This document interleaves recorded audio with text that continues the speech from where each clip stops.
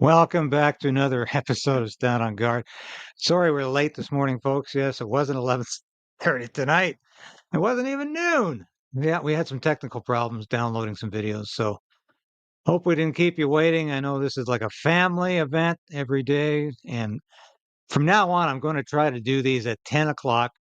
And I wanted that was supposed to be at 10 o'clock today, but it didn't work out that way. But 10 o'clock because we got a lot of folks out in Alberta and British Columbia watching live.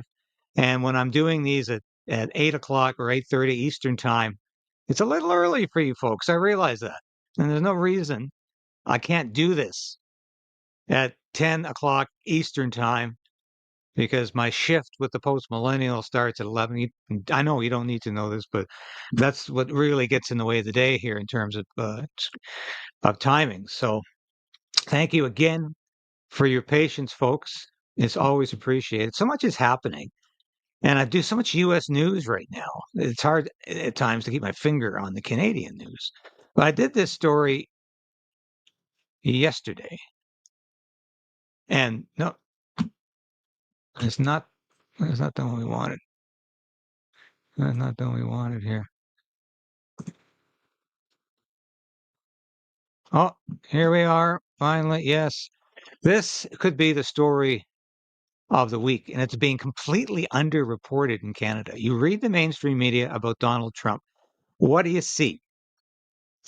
This is going to be catastrophic. Tariffs are coming. Well, Trump has already said he wants to restart the Keystone XL pipeline. Now, this is huge news, and it's good news for Canadians, not just Alberta, but for all Canadians. This is going to revive or energize our energy sector. And I predict it's going to mean that Justin Trudeau is going to back down on his caps, on his energy caps, on his oil and gas caps, which are non essential and absolutely unnecessary and are going to hurt the economy and hurt the energy sector badly. Now, we had a whole bunch of stuff happening here. I hate to use that word stuff, but we had so much happening in the House yesterday. Bizarre behavior. Now, I want to go over this first, and we're going to get to some testimony from Lauren Southern, which gets us back into the bizarre world right now that's going on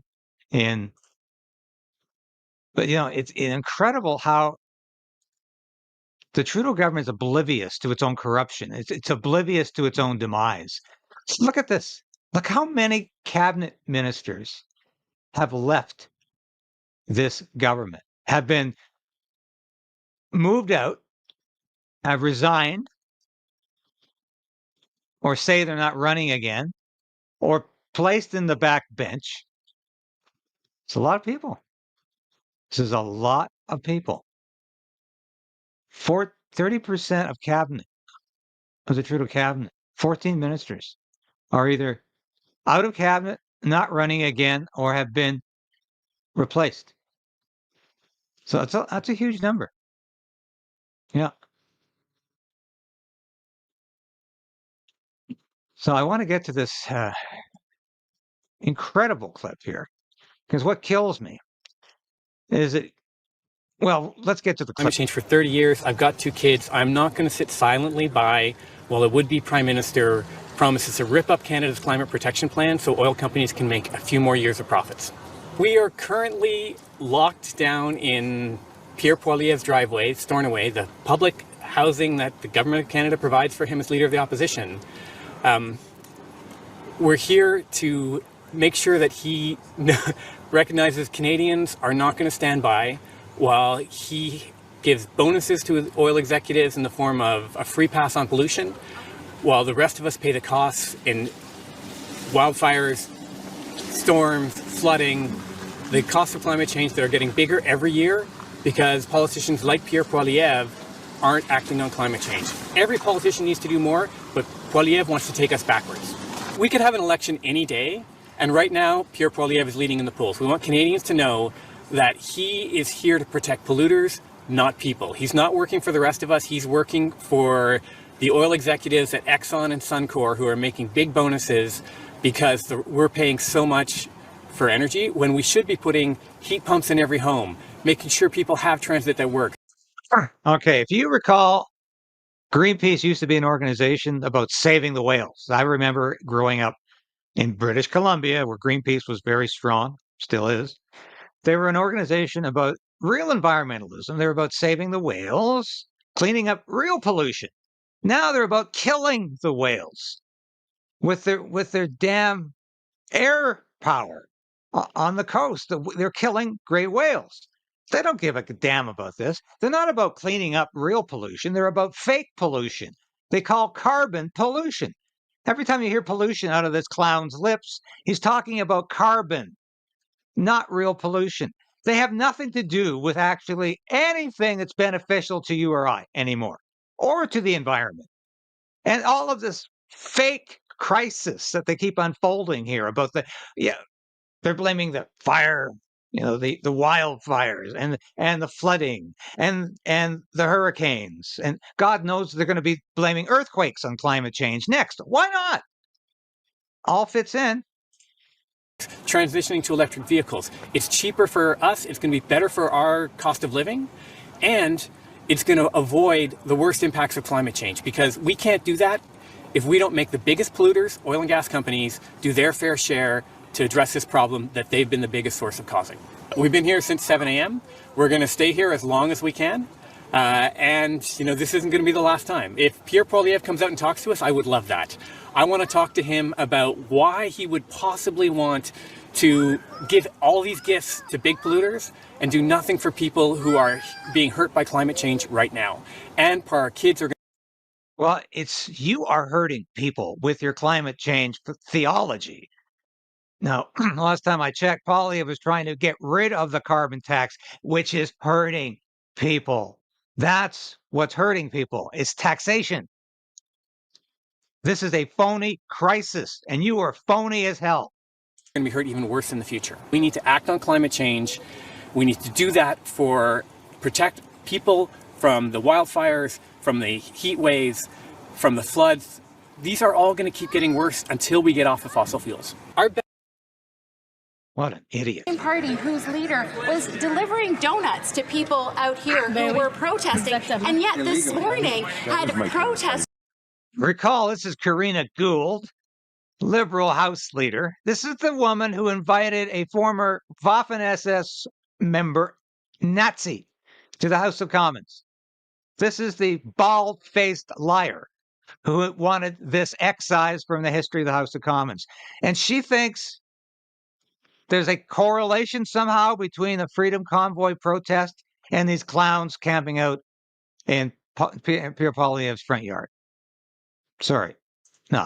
Removed by police from his home. How about a common sense solution? Axe the carbon tax on everything, for everyone, forever. Will the Prime Minister Canadians and call it carbon tax election? The Honourable Leader of the Government in the House of Commons. Mr. Speaker, we are delivering real relief for Canadians, and it is the Conservatives who are trying to now make life more expensive when they have an opportunity to help Canadians with the high cost of living. But this is unsurprising, Mr. Speaker, because it's from the same party whose leader was delivering donuts to people out here who were protesting, and yet this morning had protesters removed by police from his home, Mr. Speaker. The guy who cares about freedom of speech certainly doesn't like it when people oppose his views. Thank you, Mr. Speaker. I'm going to ask the Honourable Member from Foothills to start again. The Honourable Member. At a time when 2 million Canadians are forced to a food bank in a single month, when food inflation in Canada is 36% higher than it is in the United States, and a quarter of Canadians are going, 25% of children are going to school hungry, the House Leader of the Liberal government is making this a partisan thing about protesters at the Leader's house, when they should be disgusted that protesters are going to any house of any member of Parliament. I would hope she'll stand up and apologize for those comments.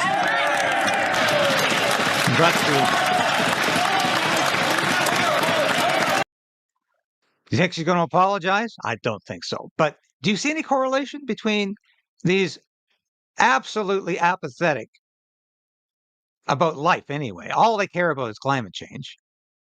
Greenpeacers sitting on the driveway of Pierre Poilievre's front yard, and people who came out to oppose COVID mandates because they couldn't work, because they were forced to get a vaccine that, yes, we have to say is safe and reliable and effective, but they weren't allowed to question that.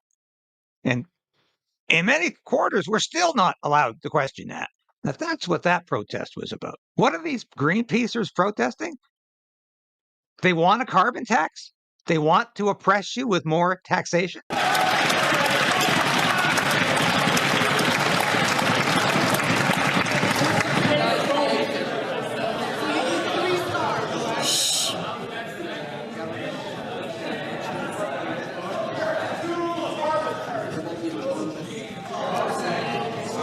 Colleagues,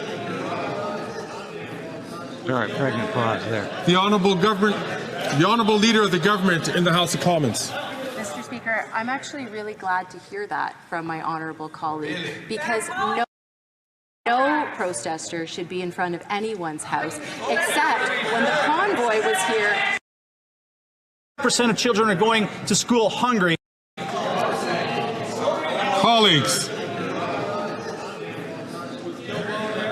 the Honourable Leader of the Government in the House of Commons. Really glad to hear that from my honourable colleague, because no protester should be in front of anyone's house, except when the convoy was here, they cheered them on in front of so many residents in Ottawa. Exactly, and in my residence. They cheered on My residence. who prevented them from going to the hospital, who prevented them from going to the grocery store, who prevented them from ambulances arriving at their homes. Mr. Speaker, there is a double standard on that side of the House, and we cannot stand for that. Now, Karina really upset. This woman who does nothing more than warm a seat in the House of Commons has nothing to be outraged about. Do you think there was, excuse me, some cooperation between the Liberals and Greenpeace about this protest? Do you think there was some collusion going on here? Do you think perhaps they talked before this happened? Because they seemed awfully prepared for this, didn't they? The Trudeau government seemed awfully ready for this. And I just wonder if there was something going on. I think we're at the end. Karina Jules to be outraged. It's an outrage that Karina Jules is the House Leader for the Trudeau government. It's an outrage that she's still sitting in the House of Commons when she wanted to make history Spanish.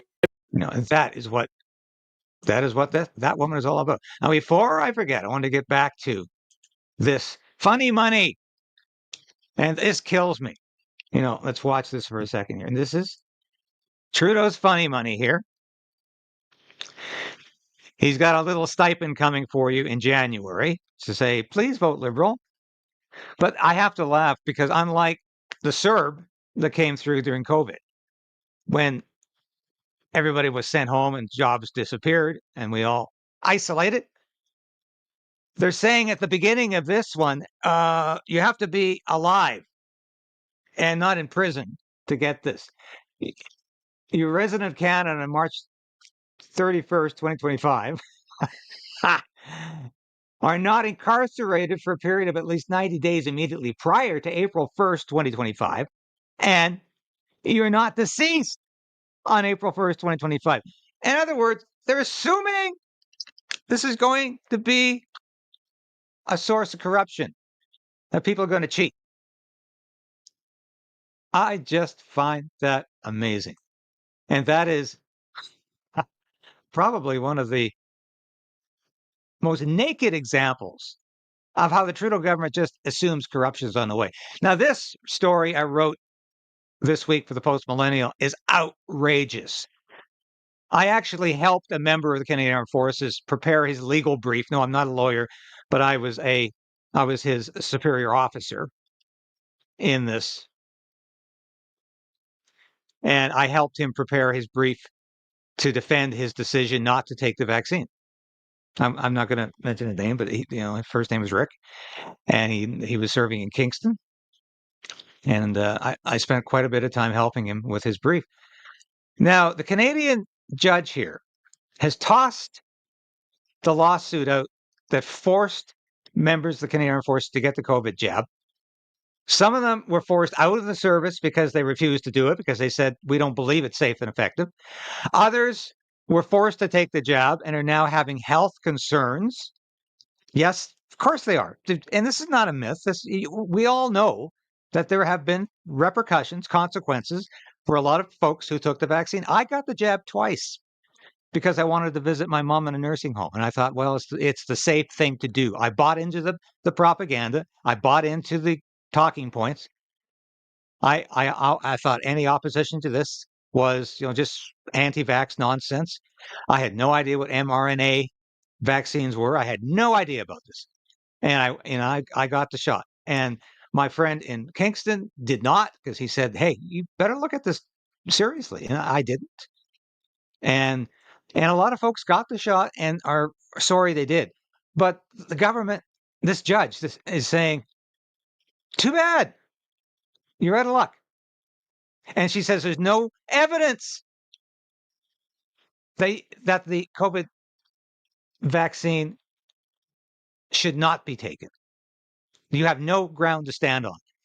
This, despite the fact that there are people all over the United States getting compensation for being fired, for refusing to take the jab. And this, despite the fact Donald Trump has said when he becomes president, anybody released from the U.S. military for not taking the vaccine will be welcomed back with open arms and given back pay. That's Donald Trump's response. What's Canada's response? Go to hell.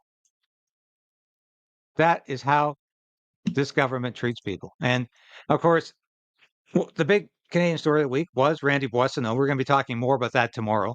I wish we had more time to do it today.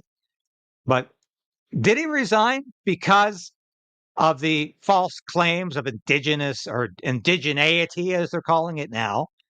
Or did he resign because there's a criminal investigation going on in Edmonton about his behavior as a cabinet minister vis-a-vis his company? We'll get to more of that tomorrow. I want to get to Lauren Southern here because there's just so much news happening. This could be an hour show. In fact, it might end up being an hour show before I know it because there's so much Canadian news happening. And I've got to get off my butt and do more interviews out there, not just on screen. I've got to get out and talk to people, especially about these tent cities that are happening right now, and the illegal immigrants that are coming into Canada right now. But the other thing that bothers me is this focus on misinformation and disinformation at all of the security committees and other committees. Defense committees getting into this. We see this all over, and the Conservatives are in lockstep with the Liberals on worrying about disinformation, misinformation, and Russian agents under every bed. Inviting me to speak today. My name is Lauren Southern. I am a filmmaker, a YouTuber, and a proud Canadian. In late 2023, I was contracted to make weekly videos by a startup company called Tenet Media. Then recently, the U.S. Department of Justice released an indictment which alleges the founders of Tenet created the company in conjunction with 2 Russian citizens, with funding ultimately originating from the Russian government. Per the indictment, the founders of Tenet Media deceived the personalities they contracted regarding their alleged source of funding. I'll make a few points clear at the outset. At no point in my involvement with Tenet did I ever have knowledge of the allegations in the indictment. And 2, the only person who ever had any creative control over my videos was me. No one from Tenet or anywhere else ever dictated what topics I covered or what opinions I held. I always seek to fight disinformation in all of its forms, and therefore I have a duty to inform this committee that disinformation has been spreading within these very walls. Some in the media and even witnesses to this committee have attempted to paint a picture of Tenet as a hugely influential player in the political media landscape. This, frankly, is just not true. A previous witness to this committee, who went unchallenged, stated that Tenet Media controlled a network of over 16 million subscribers. This is not true. On their largest platform, YouTube, Tenet had barely over 300,000 subscribers.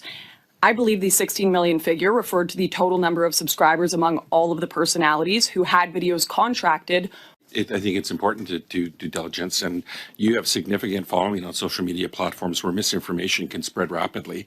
How do you ensure that the content you share is not used by foreign entities to amplify? How does CBC News ensure that the content it shares, the disinformation it spreads, is not spread by foreign entities? What a stupid question to ask. And of course, what she's saying there is 60 million. Well, that includes shows like Benny Johnson, who has millions of followers and subscribers. And this has totally been pieced together by idiots who don't understand what they're talking about. Narratives that undermine Canadian democracy or national security. Are you accusing me of spreading narratives that have undermined I'm just asking democracy? you a question, just like, you know, in terms of how do you ensure that the content you share is not used by foreign entities to amplify narratives that undermine Canadian democracy or national What does that mean? security? How would it be used? What measures do you take? I ensure that every contract I sign and have ever signed in media gives me full creative control of every single thing I say and publish. That's how I ensure it. Well, there's concerns that individuals or groups may be unintentionally aiding foreign governments in spreading divisive narratives. How do you respond to allegations that your online content has been used to further Russian propaganda or influence Canadian public opinion? As far as I'm aware, just this month, Prime Minister Justin Trudeau announced a pause to immigration, or a decrease in immigration for the next 3 years, citing unsustainable growth. This is one of the critiques that has been my main critique on tenant media and off tenant media.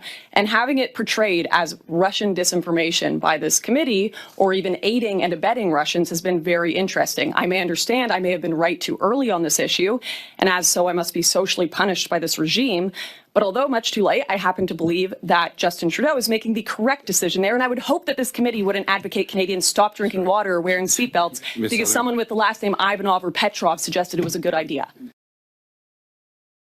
That's a good response. 5 minutes. Thank you, Chair. Ms. Southern, have you been contacted by Canadian or American law enforcement about your role in the Russian-run tenant media op, given the U.S. indictment? Yes, as I mentioned, csis came to my house while I was making dinner for my child and tried to speak with me, but did so in a way that I was not comfortable with. And I have also, quite frankly, experienced quite a bit of harassment and stalking from them. When I told them I did not want to speak, they called me dozens and dozens of times. They found my gym. They told me that if I did not essentially become an informant for them, that I love being a mother, I love my child, and I would love to see him grow up and be there to provide for him, and it would be a shame if something happened to me. So I'm not too impressed. No, we've got csis going to people's gyms, going to their houses, calling them, making threats. That is not just a veiled threat. That's an obvious threat. That's a blatant threat. And why? Because she's a journalist and she's been accused of aiding and abetting Russia. But they can't even explain how the information she has produced has in any way aided and abetted Russia. Is my criticism of the Justin Trudeau regime, and I call it a regime, somehow aiding and abetting Russia? Why? How do you make that connection? There is no way to make that connection in a rational way. This is the same sort of fear mongering that has existed in any crazy political government in the past, and that's all this is. The state of law enforcement in this country right now, to be honest. Are you aware that the content you created for Tenant Media, Russian disinformation campaign, is still available on Tenant's Rumble page? I have no control over that, but sure. Have you spoken to Lauren Chan or Liam Donovan since the U.S. indictment? I have not.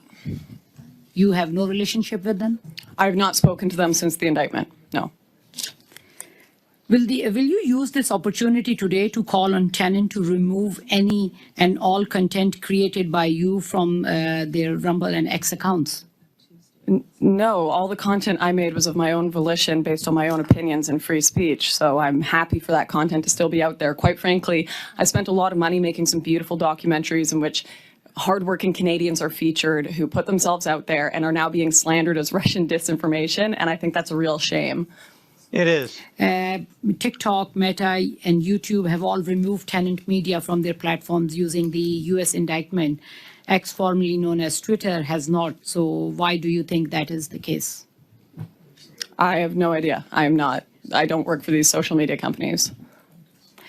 Knowing what you do now about the tenant media and where their money was coming from, would you do anything differently? Yeah, I wouldn't have worked for them if I knew where the money was coming from. I'll pass my time to Ms. O'Connell. Incredible. But pursuant to Standing Order 1082, the committee undertake a study of the consequences of Canada of the measures announced by Donald Trump during the American presidential campaign concerning the deportation.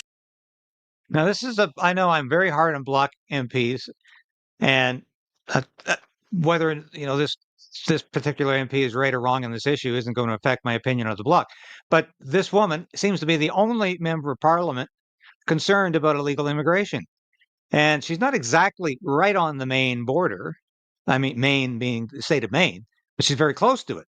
And she's obviously concerned about smuggling and trafficking. And I haven't heard a lot of MPs talk this way. Illegally present in the United States and of the Canadian federal government's plan to ensure border security and compliance with federal immigration law and policies. That the committee invite the following witnesses to testify for 2 hours and accompanied by senior officials, the Honourable Member Dominique Leblanc, Minister of Public Safety, the Honourable Mark Miller, Minister of Immigration, Refugees and Citizenship. And for 1 hour, Ms. Christian Hillman, Canadian Ambassador to the U.S., Mr. David Cohen, U.S. Ambassador to Canada, Ms. Chrystia Freeland, Chair of the Committee on Canada-U.S. Relations, Mr. Michael Duhem, Commissioner of the RCMP, and Ms. Erin O'Gorman, the President of the Canada Border Services Agency, as well as any witnesses the committee deems necessary in accordance with the committee's usual practices, that the committee give priority to the study and report its observations to the House. Can we debate this? At a time when the federal government is being asked to increase its border staffing levels in preparation for a new wave of migration, it comes as a shock to learn that Ottawa is reducing its service hours at boarding crossings. On Tuesday, the Border Service Officers Union also expressed concern, saying at a time when all eyes are on the border, the agency is showing a blatant lack of vision in proceeding with this service reduction. Now, we'll get back to Christina Michaud in a second here, but wait till you hear the Public Safety Minister, Dominique LeBlanc, response here. This is just classic Liberal delusion or projection. But I'm asking myself again, why is this apparently the only MP who wants to stand up in the House of Commons and ask a question about the illegal immigration surge at the border? The Conservatives aren't talking about it. The Liberals aren't acknowledging it. We've got two tent cities going up here in Ottawa, in Nepean and Canada. We've got 10 cities going up in Toronto, and Montreal will be next, because we are anticipating Canada, the government, the Trudeau government is anticipating a illegal immigration surge. The border is safer if crossings are closed more often is simply nonsense. Mr. Speaker, what does this minister have to say to concerned border services officers? The Honourable Minister of Public Safety. Mr. Speaker, for several months now, even more than a year, we have been working with U.S. authorities to find the best way to harmonize hours at some border crossings, some of the secondary ones. This will do two things, Mr. Speaker. This will, in the case of someone who comes to the Canadian border and who does not have the right to access Canada, they have the right to go back to a U.S. border open, which will be open, and this will allow the government to reassign agents to other crossings. The Honourable Member for Avignon-La Matasse, Matapidia. It sends a very bad message to cut hours at border crossings, except for the smugglers. It suggests that the border could be even less watertight than it is today. The message Ottawa should be sending is to deploy resources in support of agents and the RCMP. Tracking smugglers at the longest land border is a game of cat and mouse, and when the cat's away, the mice will play. When Quebec sends the Quebec police to take over border management from the federal government, is it really time to cut back on border services? The Honourable Minister of Public Safety. On the contrary, Mr. Speaker, it's the time to support our RCMP and services and border services to work with. We've always done with authorities, with police in Quebec. It's a joint effort between Canada's law enforcement and our U.S. partners, and that's exactly what our government has done since the beginning. We are going to reverse the Conservative cuts with respect to the RCMP and border services, and we're going to continue to invest more to ensure that they have the necessary resources to do their important work. All right, did you catch that? They're going to reverse the Conservative cuts. Oh, I thought we had a Liberal government for the last 9 years, going on 10. But it's Stephen Harper's fault. Have we not heard this before? This is a rant, a talking point from the Liberal government. If there's anything that they can possibly blame on Stephen Harper, they will. But these are alleged cuts that Stephen Harper made to the Canadian Border Security Agency, 15 years ago?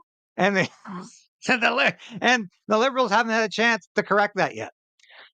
It's incredible how they just completely ignore their incompetence. This is a government that is neck high, let's say, over its head in incompetence. And it refuses to even acknowledge a portion of that. Now, once again, my apologies for getting started late today. I think we missed a lot of our audience today, but I want to reiterate what we're going to be doing going forward, hopefully tomorrow, but at the very latest Monday. We're going to be starting at 10 a.m. Eastern time. So our audience, I know we got a lot of my friends out there in BC and Alberta who watch this broadcast live. I want everybody to be able to watch this live and not have to get up at the crack of dawn. I get up at 5 every morning, but you don't have to do that to watch the broadcast. We want to get this thing we want to get this going a little later to build up the audience, and I think maybe even extend the time from 25, 30 minutes to 45, so we can deal with all the news you need to know. And I want to start going over some of your comments. Wish I had more time today to do that, but I will be back tomorrow to talk about what Randy Boissonnault really means for Canada, for the Trudeau government, and what's really going on here. And I think there's so much to discuss. Thank you for watching today, folks. We thank you for sharing this broadcast. I should have said this sooner, but please subscribe if you haven't already. Resubscribe if you need. We're under a lot of YouTube suppression. I say that every day, but I have to say it again. And support us in any way you can. We appreciate it. Try to be a station that deals with policy and with politics and not personalities necessarily. Although, yeah, sometimes I get out of hand talking about some of the clowns who are running the show here. It's a clown show, as so many of you always say in your comments. Thank you for watching today. I will be back again tomorrow so we can all continue to resolve to resist.